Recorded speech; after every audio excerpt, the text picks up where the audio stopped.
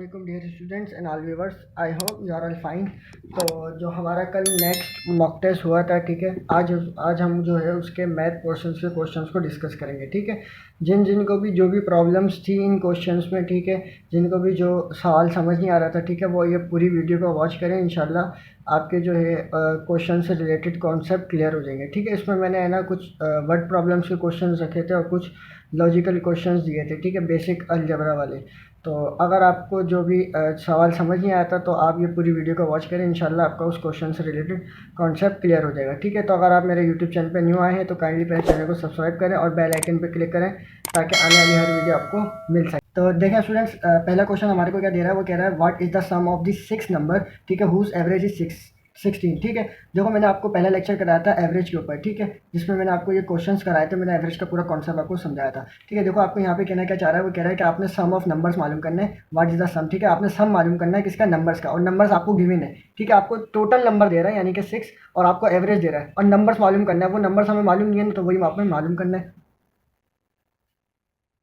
देखिए हमने एवरेज का फार्मूला पढ़ा था, एवरेज का फार्मूला क्या था कि एवरेज जो है वो इक्वल था किसके, हमारे पास सम ऑफ नंबर्स, ठीक है, डिवाइडेड बाय टोटल नंबर्स। ठीक हो गया। ठीक है स्टूडेंट्स, तो हमारे को क्या था, एवरेज जो है बराबर था sum of number divided by total number. ठीक है, अब आपको यहाँ पे डेटा में दे क्या रहा है, वो अगर डेटा में हम देखें तो हमारे को क्या दे रहा है, टोटल नंबर दे रहा है जो कि यहाँ 6 है और एवरेज दे रहा है जो कि हमें गिवन क्या है 16। हमें मालूम क्या करना है, सम ऑफ नंबर्स, ये चीज़ हमें क्या करनी है, मालूम करनी है। ठीक है, ये हमें मालूम नहीं है तो यही चीज़ हमें मालूम करनी है। तो कैसे मालूम करेंगे, अब यहाँ पे देखें, देखो एवरेज क्या है हमारे पास 16, ठीक है, सम ऑफ नंबर्स ये हमें मालूम करने हैं। आप सम ऑफ नंबर्स ही लिख लो या फिर यहाँ पे आप एक्स लिख लो, क्योंकि जो चीज़ हमें मालूम नहीं होती मैथ में हम उसे क्या करते हैं, एक्स सपोज कर लेते हैं। ठीक है, डिवाइड में हमारे पास कितना आ जाएगा, यहाँ पे 6 आ जाएगा। ठीक है, अब 6 जो है यहाँ पे डिवाइड कर रहा है, वहाँ जाके क्या करेगा, मल्टीप्लाई।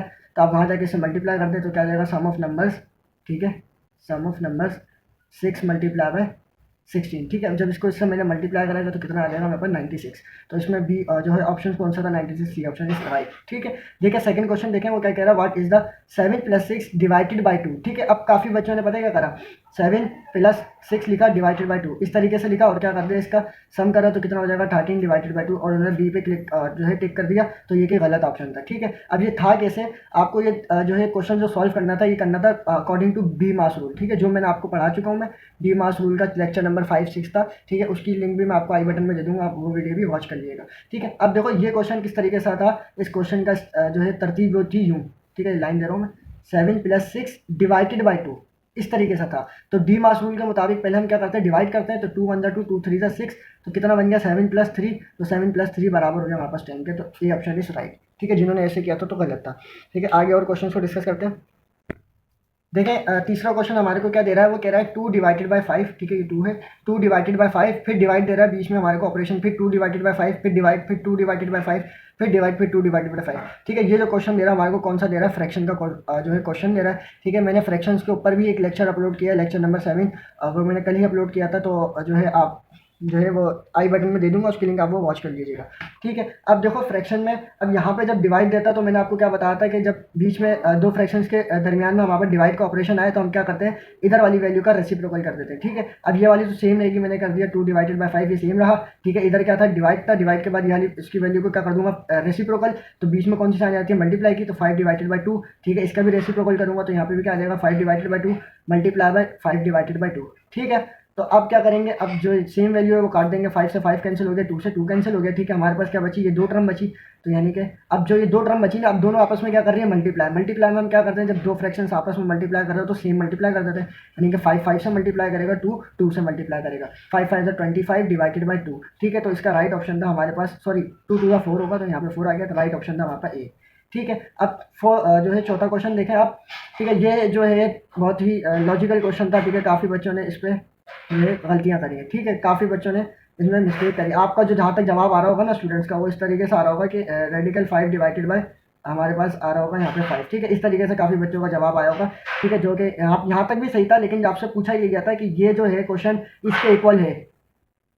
ठीक है, देखें सबसे पहले आप सवाल को समझें, सवाल कहना क्या चाह रहा है। ठीक है, आपको क्या कह रहा है वो कि ये जो टर्म है वो इसके इक्वल है। ठीक है, अब ये कह रहा है सही है, गलत है, या इक्विवेलेंट है, या नन ऑफ दीस है। हमें ये बताना है कि ये जो इसके बराबर आ रही नहीं आ रही। देखो ये जो है इसके इक्वल हो सकती है अगर आप करना चाहो। ठीक है, तो ये कंडीशन जो है आंसर सही है। अब कैसे है मैं आपको दिखाता हूँ। ठीक है, देखो आपको ये दे रहा है radical 5 plus radical plus sorry radical 5 plus radical 5 divided by 15। ठीक है, और वो बराबर है 1 डिवाइडेड बाई रेडिकल 5 के। अब यहाँ पे देखो मैं क्या करूँगा, यहाँ पे इसका सोल्यूशन करते हैं। ठीक है, सोल्यूशन।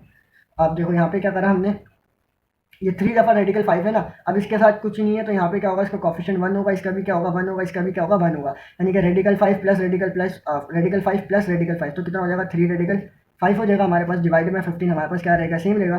3 बन जाती है 3 5 जा 15। ठीक है, हमारे पास क्या आ गया रेडिकल 5 डिवाइडेड बाय 5। ठीक है, मैंने जो यहाँ तक बताया था कि काफ़ी बच्चे यहीं पर ही आके अटके। अब उसके बाद हमें क्या करना है, 1 डिवाइडेड बाय रेडिकल 5 लाना है। तो 1 डिवाइडेड बाय रेडिकल 5 लाने के लिए मैं क्या करूँगा, इसको ये सेम रहा। ठीक है, मैं इसको रैशनलाइज कर दूँगा। रैशनलाइज में क्या होता है, यानी कि आप मल्टीप्लाई कर दो उसको रेडिकल 5 से। ठीक है, डिवाइड भी कर दो रेडिकल 5 से। ठीक है, अब जब मैं इसको इस रेडिकल 5 से मल्टीप्लाई भी कर दूंगा, डिवाइड भी कर दूंगा। ठीक है, फिर इसको सॉल्यूशन करेंगे। अब रेडिकल 5 के साथ क्या होगा, मल्टीप्लाई। तो आंसर हमारे पास क्या आ जाएगा, ऊपर 5। ठीक है, डिवाइड में क्या आ जाएगा 5 रेडिकल 5। ठीक है, हो गया। अब 5 से 5 कैंसिल हो गया तो हमारे पास क्या बचा 1 डिवाइडेड बाय रेडिकल 5। तो ये कंडीशन हमारे पास ट्रू होगा, यानी कि ये जो है इसके इक्वल है। तो ये आंसर हमारे पास क्या हो जाएगा, ट्रू हो जाएगा। ठीक है, यानी कि ये ऑप्शन हमारे पास राइट है। ठीक है, आगे और क्वेश्चन को देखते हैं स्टूडेंट्स, ताकि आपको कॉन्सेप्ट बहुत अच्छे से क्लियर हो। अब देखें यहाँ पे क्वेश्चन नंबर 5 हमें क्या दे रहा है। ठीक है, यह क्वेश्चन जो है मैंने फर्स्ट मॉक टेस्ट में भी दिया था। ठीक है, और मैंने आपको उसमें ये बताया था कॉन्सेप्ट के, अगर इसी टाइप का क्वेश्चन आ जाए किसी भी अगले टेस्ट में तो आपको क्या करेगा, वो डेटा चेंज करके दे देगा, बाकी क्वेश्चन सेम ही रहेगा। ठीक है, देखें यहाँ पे सिर्फ डेटा चेंज है, क्वेश्चन वही है। ठीक है, अब इसको किस तरह सॉल्व करेंगे, देखो आपको क्या बोल रहा है। ठीक है, आप सबसे पहले क्वेश्चन को समझें। अब क्वेश्चन आप पहले जो है क्वेश्चन को पढ़ते हैं, फिर आप उसको क्वेश्चन को समझें। देखिए क्या कह रहा है, if 11% of a number exceed 7% of a sum by 18 the number is. ठीक है, अब आपको कहना क्या चाह रहा है इस क्वेश्चन में।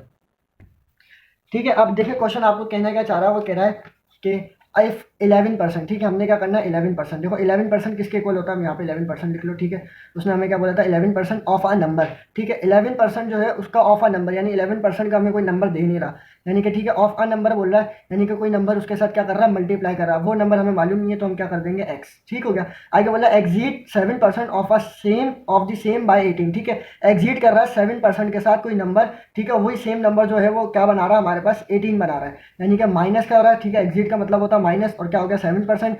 अब ऑफ दी सेम बाय, ठीक है ऑफ दी सेम का मतलब है कोई एक और नंबर क्या कर रहा है 7% के साथ क्या कर रहा है, मल्टीप्लाई कर रहा है। तो वो भी हमें मालूम नहीं है, तो हम वहाँ पे क्या कर लेते हैं, सपोज कर लेते हैं वो क्या है एक्स है। अब बाय 18 का मतलब है कि वो बराबर आ रहा है किसके, 18 के। ठीक है, तो हमने लिख दिया यहाँ 18 के इक्वल आ रहा है। ठीक हो गया। अब वो कह रहा है वो कौन सा नंबर होगा, द नंबर इज। ठीक है, अब वो नंबर हमें मालूम करना है जो हमने सपोज किया है। यहाँ पे हमें जो नंबर बोल रहा है ना, तो यहाँ पे हमने एक्स किया, तो इस एक्स की वैल्यू हमसे पूछ रहा है यहाँ पे।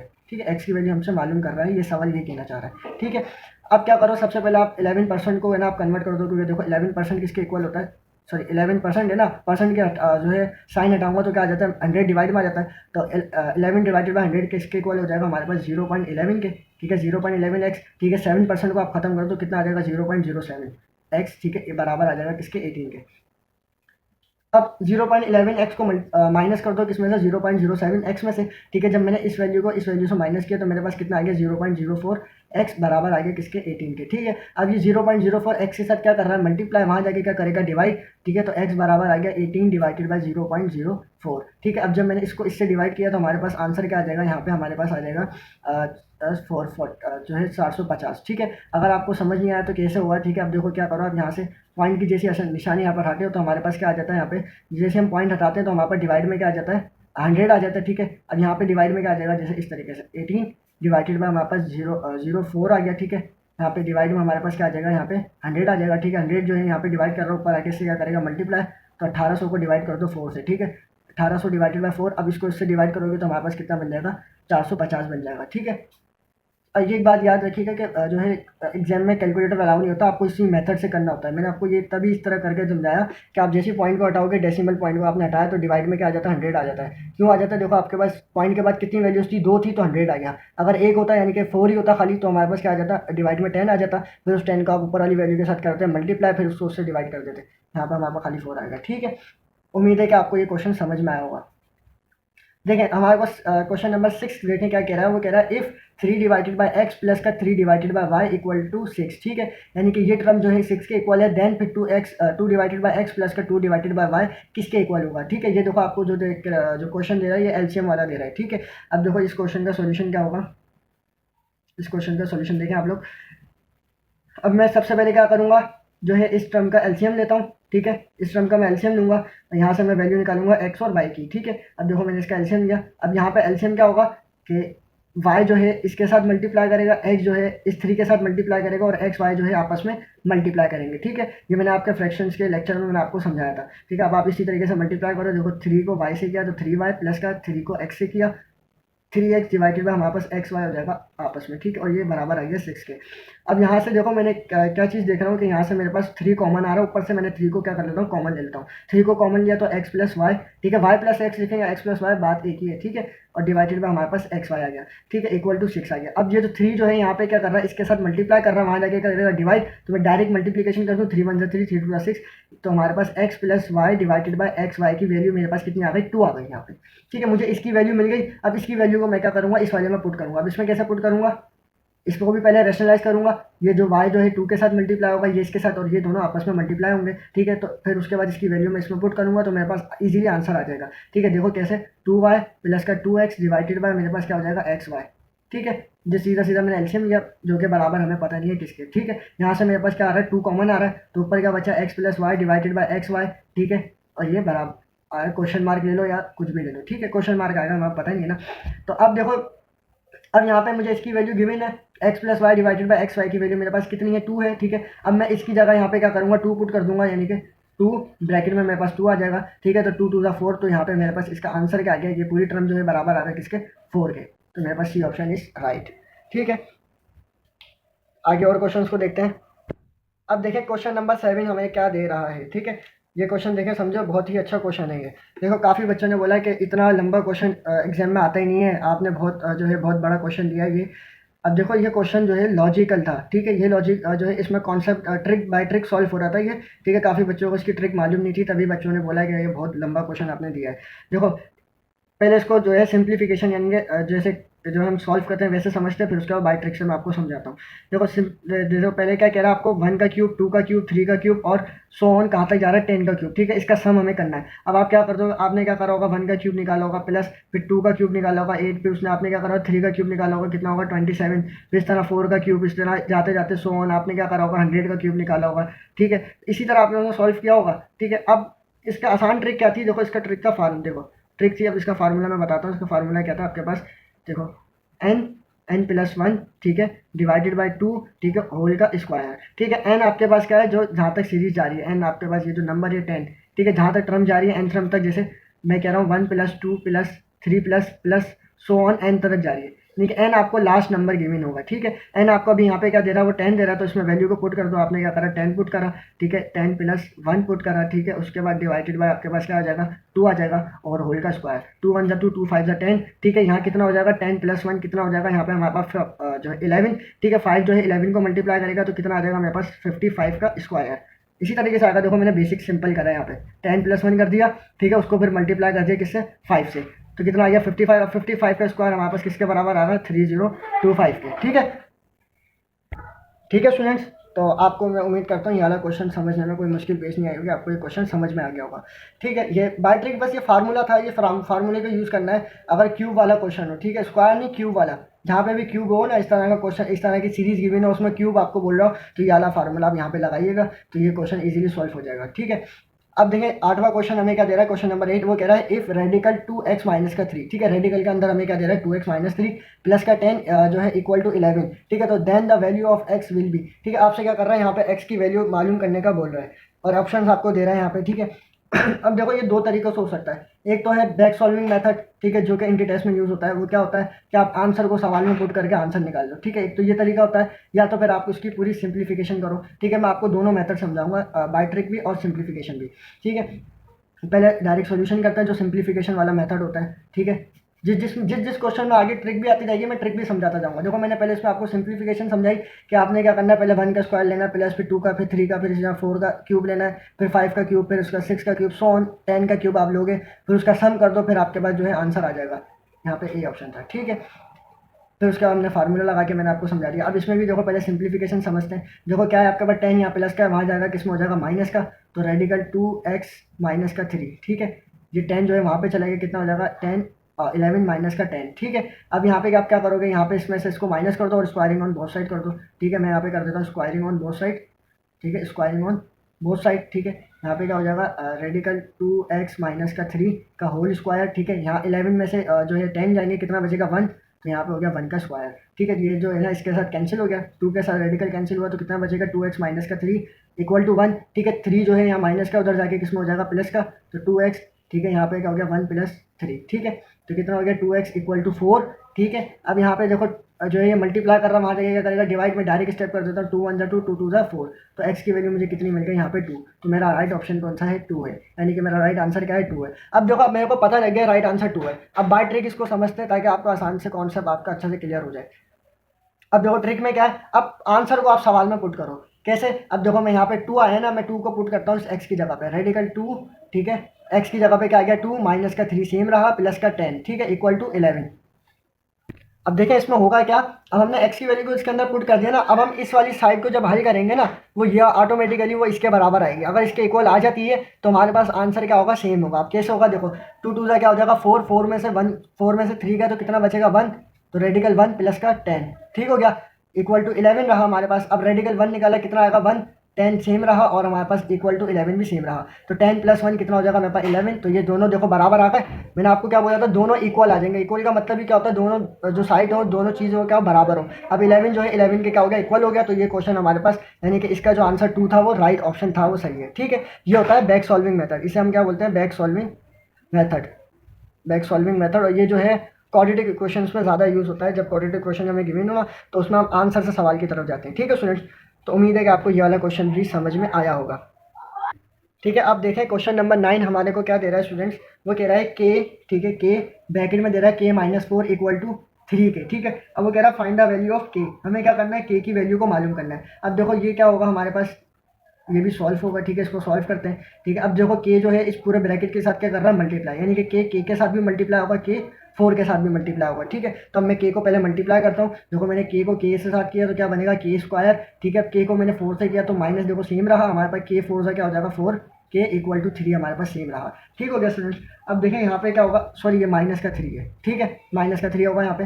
अब आप क्या करेंगे देखो, अब क्या होगा, अब इस क्वेश्चन आप देखो ये 3 जो है हमारे पास प्लस सॉरी ये माइनस का है, तो इसको इधर ले आओ किस में हो जाएगा प्लस का, तो कितना हो जाएगा के स्क्वायर माइनस का 4 के प्लस का 3 इक्वल टू 0, ठीक है। यहाँ कुछ नहीं बचा तो 0 बचा। अब ये क्या हो गया हमारे पास एक क्वाड्रेटिक इक्वेशन बन गई, ठीक है। जब क्वाड्रेटिक इक्वेशन बन गई तो हम क्या करेंगे इसको जो है सॉल्व करेंगे किससे, फैक्टर्स मेथड से। अब इसके फैक्टर्स कर लो, देखो फैक्टर्स क्या बनेंगे, यहाँ कुछ नहीं है तो कोफिशिएंट 1 है। अब 1 जो है क्या करेगा इस 3 के साथ मल्टीप्लाई, तो कितना बनेगा हमारे पास 3 बनेगा। अब बीच वाली वैल्यू को मैंने, ठीक है, बीच वाली टर्म को मैंने इस तरीके से ब्रेक करना है, यानी कि इस तरीके से तोड़ना है कि मेरे पास जब मैं सम करूँ, ठीक है, 2 वैल्यूज़ में जब मैं तोड़ूंगा, ठीक है, जब जाहिर बात है जब 4 को मैं ब्रेक करूंगा तो 2 वैल्यूज में ब्रेक होगा ना। अब उस वो 2 वैल्यूज इस तरीके से ब्रेक हो कि जब हम सम करें तो हमारे पास क्या बने 4 बने, और जो हम जो है मल्टीप्लाई करें हमारे पास 3 बने। अब देखो कैसे, ये मेरे पास के स्क्वायर सेम रहा, ठीक है, माइनस भी सेम रहा। मैं कहता हूँ माइनस का 3 के माइनस का के प्लस का 3, ठीक है, इक्वल टू 0। अब देखिए मैं माइनस का 3 और माइनस का 1, यहाँ कुछ नहीं है तो क्या 1 है ना,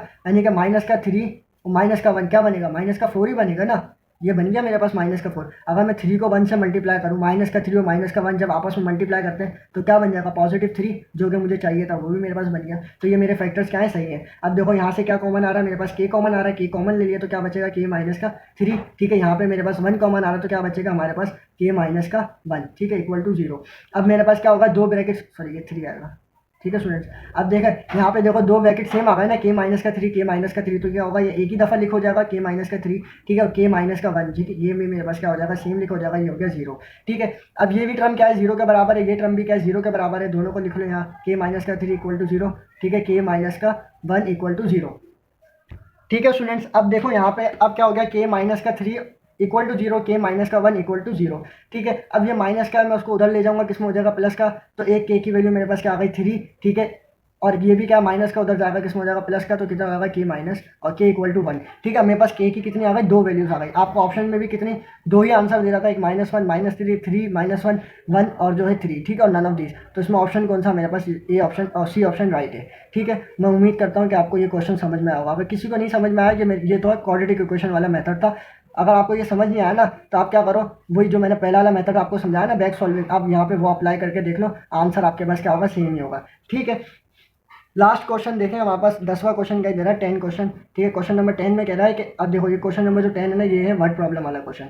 ठीक है, काफ़ी बच्चों को इसमें प्रॉब्लम हो रही थी, तो आप ये जो है ये क्वेश्चन समझें। ठीक है, आपको जो है कॉन्सेप्ट क्लियर हो जाएगा। देखो क्या कह रहा है, if the eggs price of 12 eggs is 96 rupees. ठीक है, यानी कि आपको 12 अंडे, ठीक है, उसकी प्राइस कितनी दे रहा है, 96। ठीक है, how many eggs can be bought with 80 rupees. आपको सवाल में देखे, पहले सवाल समझो, सवाल कहने का चाह रहा है। सवाल में देखा आपके ये कह रहा है कि 12 अंडे कितने रुपए के मिल रहे हैं, 96 के। ठीक है, तो वो कह रहा है 80 रुपये में कितने अंडे हमें मिलेंगे।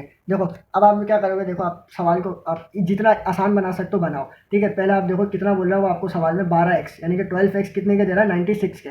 ठीक है, अब हमें क्या करेंगे, पहले हम एक अंडे की वैल्यू मालूम करेंगे कि एक अंडा कितने रुपए का है। अब एक अंडा मालूम करने के लिए मैं क्या करूँगा, यहाँ पे 12 जो है, यहाँ पे 12 इसके साथ क्या कर रहा है, मल्टीप्लाई, वहाँ जाके क्या करेगा, डिवाइड, यानी कि 96 से मैं क्या कर दूंगा, 12 को डिवाइड कर दूंगा। ऐसे ही है। ठीक है, जब मैंने डिवाइड किया तो मेरे पास यहाँ पे कितना आ जाएगा, 8 आ जाएगा। ठीक है, ऐसे करके देख लो, 6 2 12, फिर उसके बाद इसको डिवाइड करना है, यहाँ पे 8 आ जाएगा। ठीक है, जब 8 आ गया, ठीक है, अब हमें क्या करना है, मालूम करना है कि 80 रुपये में कितने अंडे आएंगे। तो मैं क्या करूँगा, यहाँ पे 80 को डिवाइड कर दूंगा 8 से। ठीक है, 8 से जब डिवाइड करा तो मेरे पास यहाँ पे आंसर कितना आ गया, 10। तो यानी कि 80 रुपये में हमें 10 अंडे वो देगा दुकानदार। ठीक हो गया, तो सी ऑप्शन राइट है। ठीक है, तो स्टूडेंट्स उम्मीद करता हूँ कि आपको जो है ये लेक्चर समझ में आया होगा। ठीक है, आज हमने 10 क्वेश्चन पढ़े हैं। ठीक है, बकिया 10 क्वेश्चन जो है इंशाल्लाह हम अगले लेक्चर में डिस्कस करेंगे। ये वीडियो काफ़ी जो है बड़ी हो जाती है, इस वजह से मैंने सिर्फ 10 क्वेश्चन यहाँ पे सॉल्व करा है। ठीक है, उम्मीद करता हूँ कि आपको ये मेरा लेक्चर समझ में आया होगा। ठीक है, अगर आपको कोई बात समझ नहीं आई, ठीक है, तो आप मेरे से कमेंट में पूछ सकते हैं, या ये मेरा व्हाट्सअप नंबर आपको आ रहा है, आप मेरे से व्हाट्सएप पर भी रब्ता करके कोई भी क्वेश्चन